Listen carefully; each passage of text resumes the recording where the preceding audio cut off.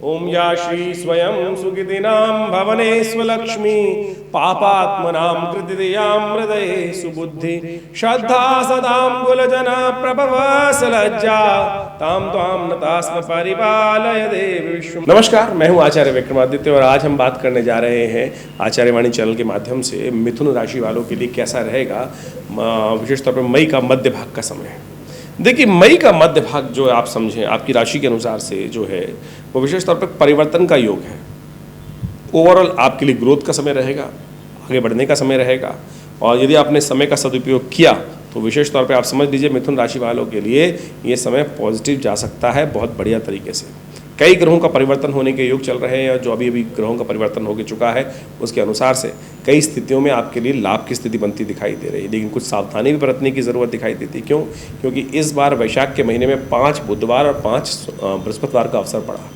बुधवार का 5 बार पढ़ना किसी महीने में बड़ा सुंदर योग बनता है, लेकिन बृहस्पतिवार का 5 बार पढ़ना वो कहीं ना कहीं अपवाद विशेष तौर पर अशांति का वातावरण बनाता है, मतभेद का वातावरण बनाता है। और वैसे भी बृहस्पति और शुक्र इन दिनों अस्त चल ही रहे हैं, तो ज्ञान के देवता दोनों अस्त चल रहे हैं, सूर्य के सन्निकट चल रहे हैं, जिनके कारण से अभी जो सही समय पर सही बुद्धि का उपयोग प्रॉपरली हो नहीं पाता है। तो ऐसे में ग्रहों को थोड़ा ताकत देने का प्रयास करेंगे तो बहुत सुंदर लाभ की स्थिति बन सकती है। यदि मंगल को देखें, राहु के साथ स्थित होकर आपके दशम भाव में विराजमान है और वहाँ कहीं ना कहीं विचारों में भिन्नता देने के योग बनते हैं, तो आप दुविधा त्याग कर सही समय समझते हुए कार्य करने का प्रयास करेंगे तो बड़ा अच्छा रहेगा। 11 यदि मई की बात करें तो शनिवार का अवसर, चतुर्थी तिथि विराजमान है, मिथुन राशि में चंद्रमा आपके लिए लाभ का योग बना रहा है, नई शक्ति का सृजन करता दिखाई दे रहा है, पॉजिटिव वातावरण बनता दिखाई दे रहा है। लेकिन ध्यान रखना पड़ेगा आपको विशेष तौर पर इन दिनों ग्रहों का शनि महाराज जो है आपके भाग्य स्थान में विराजमान है। देखिए, हर चीज़ में समय लगता है, धीरे धीरे रे मना धीरे सब कुछ होए, तो जल्दबाजी स्थिति छोड़कर ध्यान से धीरे से कार्य करने का प्रयास करेंगे तो बहुत सुंदर तरीके से लाभ की स्थिति बन सकती है। बृहस्पति अस्त होकर आपके 12वें भाव में विराजमान है, ये कुछ मामलों में नुकसान करा रहे हैं, कुछ मामलों में लाभ भी दे रहे हैं। नुकसान तो विशेष इस बात समझेंगे क्योंकि खुद व्यय वाले भाव में बैठे हैं और शत्रु वाले भाव को देख रहे हैं, तो अननेसेसरी के लोग जो विरोध करने वाले लोग हैं वो सिर उठाने का प्रयास तो करेंगे, लेकिन अभी उनमें शक्ति नहीं है इतनी ज़्यादा। तो आपके लिए अच्छा है, आज का समय मार्ग प्रशस्त करता दिखाई दे रहा है। शनि को ताकत देने की आवश्यकता है, तो शनिवार का अवसर है। शनि को जितनी ताकत देंगे भाग्य उतना जागेगा। तो शनि की ताकत देने के लिए काली उड़द का दान, पीपल का पूजन, पीपल की प्रदक्षिणा, ये सब उपाय करें, कल्याण होगा, लाभ के योग बनेंगे। 12 तारीख के यदि हम ग्रह गणना देखें तो 12 मई को रविवार का अवसर, पंचमी तिथि और ग्रह नक्षत्रों का योग अनुकूल है, बिल्कुल आगे बढ़ने के योग प्रशस्त करता दिखाई दे रहा है। रविवार के दिन विशेष तौर पर भगवान सूर्य की आराधना करते हुए, सूर्य उच्च को होकर आपके लाभ वाले भाव में बैठे हुए हैं, तो अवश्य भगवान सूर्य का ध्यान करें, गायत्री का जप करें, यज्ञ इत्यादि करें, नारायण भगवान का स्तवन करें। ये सब करके सुंदर तरीके से दिन को और शुभ बना सकते हैं। वहीं बात करते हैं 13 तारीख की। 13 तारीख को सोमवार का अवसर, और ये सोमवार का अवसर ग्रह को परिवर्तन का योग बना रहा है। चंद्रमा कर्क में पहुंच गए हैं सुबह 5:09 पर, और ये आपके लिए अनुकूल वातावरण बनता दिखाई दे रहा है। लाभ की स्थिति प्रशस्त होती दिखाई दे रही है। माता पिता के आशीर्वाद लेकर सुंदर तरीके से भगवान शिव का आशीर्वाद लेकर दिन आरंभ करें। सर्वार्थ सिद्धि योग विद्यमान है। सुबह शिव का ध्यान, माता पिता का आशीर्वाद, ये आपकी समस्त वारे न्यारे कराएगा, आगे बढ़ने के योग देगा। सर्वार्थ सिद्धि योग भी बन रहा है जो करीब 11:30 बजे के बाद रहेगा और आपकी चीज़ों को आगे लाभ की स्थिति प्रशस्त करता दिखाई देगा। 14 तारीख का दिन मंगलवार का अवसर, सप्तमी तिथि विराजमान है, गंगा सप्तमी का सुंदर अवसर है, और ऐसे में वृषभ में सूर्य परिवर्तन करने का योग बना रहे हैं, यानी आपके 12वें भाव में सूर्य जा रहे हैं, महत्वाकांक्षा बढ़ाने के योग बनाएंगे। हर चीज़ को इस एक पूरे महीने ध्यान ये रखना है कि विशेष तौर पर किसी भी चीज़ में जुए की तरह काम नहीं करना है। शेयर इत्यादि मार्केट में लगा दिया, दाव पे लगाने वाला काम, किसी प्रकार से लॉटरी इत्यादि का कार्य करना, किसी भी प्रकार से इन सब चीज़ों में कहीं ना कहीं नुकसान हो सकता है। सट्टे के काम में, जुए के काम में, अननेसेसरी काम में, जो भी आप भाव देख के अनुसार कार्य करेंगे तो उसमें कहीं ना कहीं नुकसान देने के योग बन सकते हैं। तो ध्यान रखते हुए कार्य करें तो आपके लिए अच्छा रहेगा। गंगा सप्तमी है, गंगा सप्तमी के दिन गंगा जल से स्नान करें, पितरों के निमित्त तर्पण करें। इन सब कार्यों को कर आप शुभ लाभ ले सकते हैं।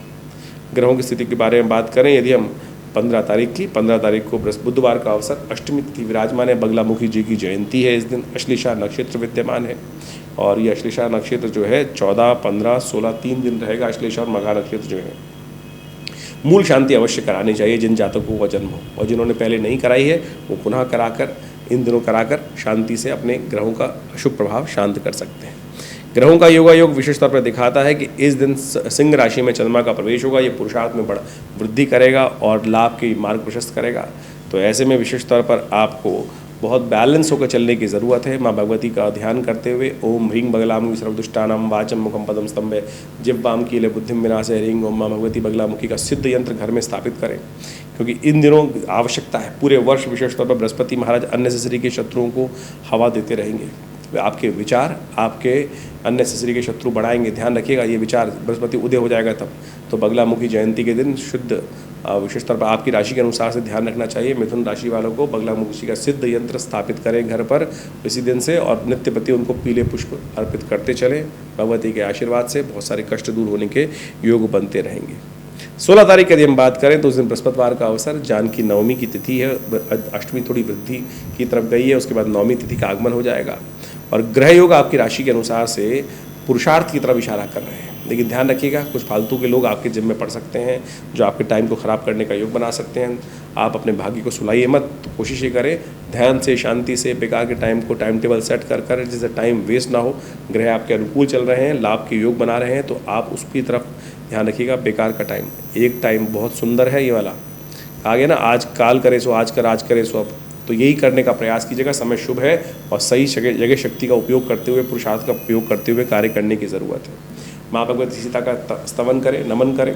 और जो अननेसेसरी के शोक बढ़ने के योग हैं, क्योंकि बृहस्पति महाराज जहाँ बैठे हुए हैं, तो बृहस्पतिवार के दिन सुंदर योग बन रहा है जानकी नवमी का। अशोक के वृक्ष के नीचे जाकर माँ भगवती की सुंदर आराधना करें और साथ साथ उस दिन रामायण का पाठ वहाँ कर लें, भगवती की आराधना कर लें। ये कल्याणकारी योग बनाएगा। 17 तारीख का दिन शुक्रवार का अवसर और नवमी तिथि विराजमान है। ग्रह राशि आपके लिए अनुकूल चलते दिखाई दे रहे हैं। आने वाले समय में बड़ा लाभ प्राप्ति के संकेत दे रहे हैं ग्रह। तो ऐसे में पॉजिटिव थिंकिंग रखते हुए, सही तरह से वातावरण बनाते हुए कार्य करने का प्रयास सही दिशा में आपको करने का चाहिए योग, तो आपके लिए अच्छा रहेगा। गौ पूजन करें, गाय को हरा चारा खिलाएं, ये सुंदर उपाय करें। रवि योग विद्यमान है, नए कार्यों के लिए दिन अच्छा दिखाई देता है। 18 तारीख का दिन शनिवार का अवसर, दशमी तिथि विराजमान है इस दिन और ग्रहों का योगायोग परिवर्तन की तरफ जा रहा है। बृहस्पति से दृष्ट होकर चंद्रमा कन्या राशि में प्रवेश कर रहे हैं सुबह 4:03 पर। तो ये आने वाले 2-3 दिनों में बड़ा लाभ देने के रास्ते खोल सकते हैं। बस महत्वाकांक्षा मत पालिएगा, बहुत ज़्यादा बैलेंस होकर काम करने की ज़रूरत है। बहुत दाव पे नहीं लगाना है किसी चीज़ को। यदि आप बैलेंस होकर चलेंगे तो ये समय आपके लिए लाभ के योग प्रशस्त करता दिखाई दे रहा है। शनिवार का अवसर है और जैसा हमने पहले भी कहा है आपको, शनि महाराज भाग्य में बैठे हैं।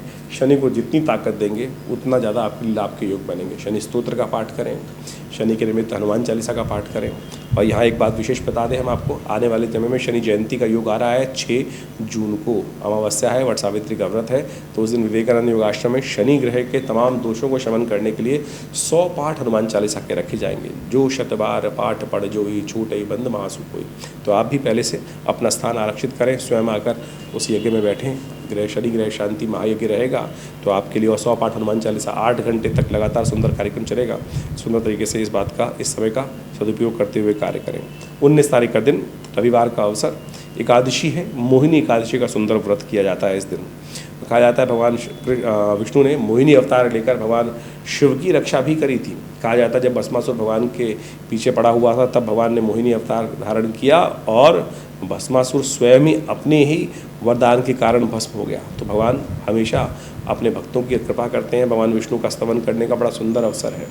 तो ऐसे में भगवान विष्णु का विशेष तौर पर पूजन करें, उनको स्नान कराएं, फिर चरणामृत ग्रहण करें। हो सके तो विशेष तौर पर उनके निमित्त चीज़ों का दान करें और उनका मंत्र का जप करें, ओम नमो नारायणाय। समस्त प्रकार से कल्याण के योग बनेंगे। इस दिन शुक्र भी परिवर्तन की तरफ जा रहे हैं, वृषभ राशि में प्रवेश कर रहे हैं। शुक्र आपके राजयोग का निर्माण कर रहे हैं, लेकिन थोड़ी क्षीणस्थ अवस्था में, कमज़ोर अवस्था में, इसलिए शुक्र को ताकत देने की ज़रूरत है।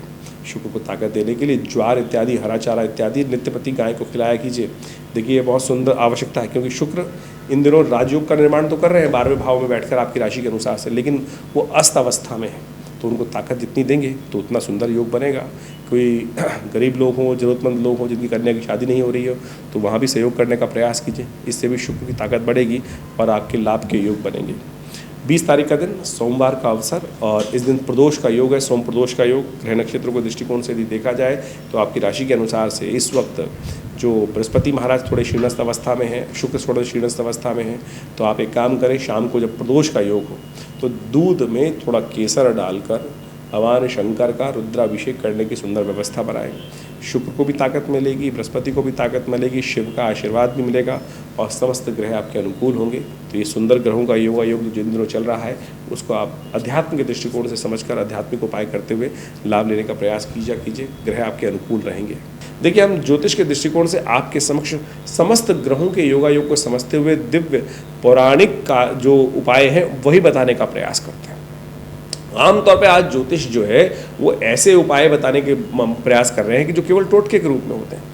पौराणिक मत कथाओं के माध्यम से शास्त्र में हमारी समस्याओं का निवारण करने का एक तो सूत्र भी समझाते हैं और साथ साथ उस रहस्य को भी बताते हैं कि इन उपायों को किस रूप से क्यों करना चाहिए। उन तमाम पौराणिक कथाओं का विशेष तौर पर यदि विश्लेषण करें और उन पंचांग में दी गई तिथियों को समझने का प्रयास करें तो हमारे जीवन के कष्टों को दूर करने के लिए, अनेक अनेक ग्रहों के दुष्प्रभाव को दूर करने के लिए जो वहाँ कथाएँ वर्णित की गई हैं, चाहे वो एकादशी की कथाएँ हों, चाहे वो पुराण में किसी रूप में भी उन सब शास्त्रों के अनुसार से बात बताई गई हैं, वो समस्त प्रकार से कहीं ना कहीं पराप्रकृति के अनुगामी है, प्रकृति के विरुद्ध नहीं है।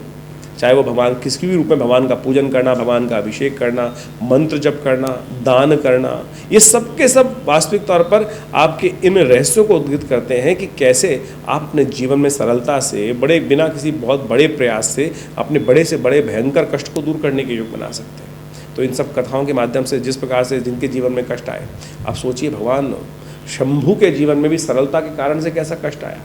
देखिए, भस्मासुर को उन्होंने वरदान दे दिया और उसके बाद वरदान देने के बाद कि जिस पे भी हाथ रखेगा वो गंगा उसका वो भस्म हो जाएगा। तो ऐसे में उसने मन में बुद्धि कहाँ से दुर्विचार जागा कि भगवान आपके सिर पे रख देता हूँ हाथ, पहले आप ही टेस्ट करके बताओ। तो भगवान शंभु वहाँ से निकलना पड़ा उनको वहाँ से, क्योंकि वरदान था उसको और वो वरदान निष्क्रिय हो नहीं सकता था। तो कहा जाता है कि भगवान विष्णु वहाँ स्वयं उपस्थित हुए और उन्होंने भगवान शंभु की वहाँ पर जाके रक्षा करी और जैसे उसको मोहित करने के उपरांत मोहिनी अवतार धारण किया और नृत्य करते करते उसको भी अपने साथ नचाते नचाते जैसे ही भस्मासुर ने भगवान ने अपने सिर पे हाथ रखा और उस भस्मासुर ने भी अपने ही हाथ को अपने सिर पे रख लिया और वो विध्वंस को प्राप्त हुआ।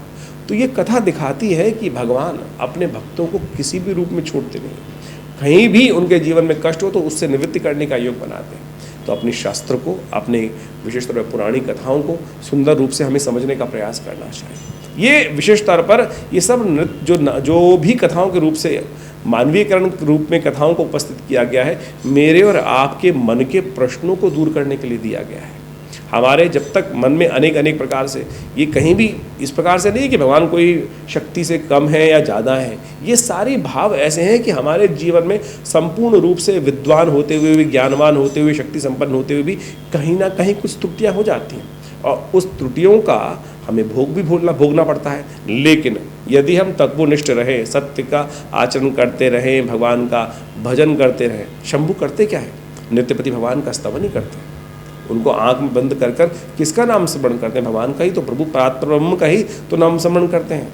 शास्त्र में यहाँ इन तीनों शक्तियों में कहीं कोई छोटा बड़ा नहीं बताया गया है। तो हम इसी सूत्र को समझते हुए, इन्हीं रूपों को समझते हुए जो हम उपाय आपको नित्यपति बताते हैं, उन सबको निदान करते हुए अवश्य कार्य करने का प्रयास करना चाहिए। कुछ लोग हैं जो आज हमारे शास्त्र पर अनेक प्रकार के प्रश्नों को उपस्थित करने का प्रयास करते हैं। शास्त्र कहीं गलत नहीं है, मेरा जो मैं आपको ज्ञान दे रहा हूँ वो कहीं ना कहीं कमी हो सकती है, किसी विद्वान में कोई ना कोई मिसइंटरप्रिटेशन करने की बात हो सकती है, लेकिन शास्त्र में जो भी कथाएं उपस्थित की गई हैं वो सारी की सारी हमारे जीवन में कल्याण के मार्ग को प्रशस्त करने वाली। ये विवेकानंद योगाश्रम, मैं आचार्य विक्रमादित्य, इसी अपने चैनल के माध्यम से आप सबके समक्ष इन सब रहस्यों को धीरे धीरे रखने का प्रयास कर रहे हैं। ज्योतिष के माध्यम से हम इन कथाओं को भी आपके समक्ष रखते हैं, तो जिससे आपके प्रश्नों का भी समाधान हो। और विवेकानंद योगाश्रम में तो इस संबंध में बहुत सारा अद्भुत कार्य किया जा रहा है, स्वाध्याय कराया जा रहा है।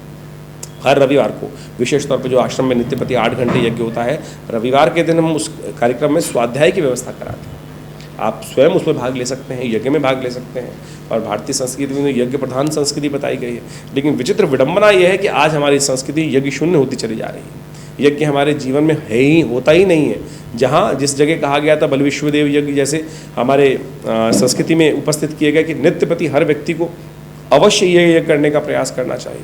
पहले तो चलो क्या हुआ, यज्ञ धीरे धीरे आक्रांताओं के कारण से संस्कृति का धीरे लोप होने का प्रयास होता रहा। फिर जो मॉडर्न व्यवस्था बनी उसके कारण से हम धीरे धीरे ऐसे हो गए कि ना हम पाश्चात्य संस्कृति को अपना पाए पूरी तरह से, ना अपनी संस्कृति को। पाश्चात्य देश आज हमारी संस्कृति को अपनाने का प्रयास कर रहे हैं। वो लोग समझ रहे हैं कि हमारे जो विश्लेषण है कितने सुंदर रूप से प्रकृति के साथ जोड़ने का है, लेकिन हमारे यहाँ कुछ लोग आज भी हमारी ही संस्कृति के अंदर ना समझते हुए, अज्ञान रखते हुए आज हमारी संस्कृति का ही उपहास करने का प्रयास करें। आज आवश्यकता है कि हम अपने बच्चों को पुनः उस संस्कृति के साथ जोड़ने का प्रयास करें। और ये संस्कृति बड़ी सुंदर है। ज्योतिष विज्ञान के माध्यम से हम इन सब बातों को, कथाओं को धीरे धीरे आपके समक्ष रखने का प्रयास करते हैं। तो आपके मन में भी कोई प्रश्न चल रहा हो तो चिंता ना करें, आप हमारे इस कार्यक्रम में जुड़ सकते हैं और अपने प्रश्नों का हम भेज सकते हैं, उन सबके निदान भी देंगे। हाँ, ज्योतिष विज्ञान के माध्यम से तो अवश्य, ज्योतिष एक चमत्कारी विज्ञान है, परम वैज्ञानिक विज्ञान है, जो आज बड़ी बड़ी सैटेलाइट्स के द्वारा जिन काल गणनाओं को आज नासा जैसे साइंटिस्ट वहाँ उपस्थित करते हैं, यदि पंचांग को हम देखें तो वहाँ उसका एक रूप अवश्य उपस्थित है। यदि उसको उनके साथ जोड़ने का प्रयास करेंगे तो देखिएगा कहीं ना कहीं उन गणनाओं को हम नासा की जो मॉडर्न कैलकुलेशंस है उनके कहीं समकक्ष ही पाएंगे। तो कैसे हमारे ऋषि मुनियों ने इतनी सुंदर चीज़ उपस्थित करी उस समय में, जहाँ ना सैटेलाइट्स थे, ना टेलीस्कोप्स थे, ना कोई विशेष तौर पे कंप्यूटर्स अवेलेबल थे। तो आप समझें कि हमारी संस्कृति बड़ी अद्भुत है, वैज्ञानिक है। हमारे यहाँ चाहे योग, चाहे प्राकृतिक चिकित्सा, चाहे विज्ञान, जो भी बातें बताई गई हैं शास्त्र में वो बिल्कुल प्रमाणित हैं। उन सबको हम जीवन में उतारने का प्रयास करेंगे तो बड़ा सुंदर आपके प्रश्नों का समाधान भी मिलेगा, जीवन को जीना भी आसान होगा।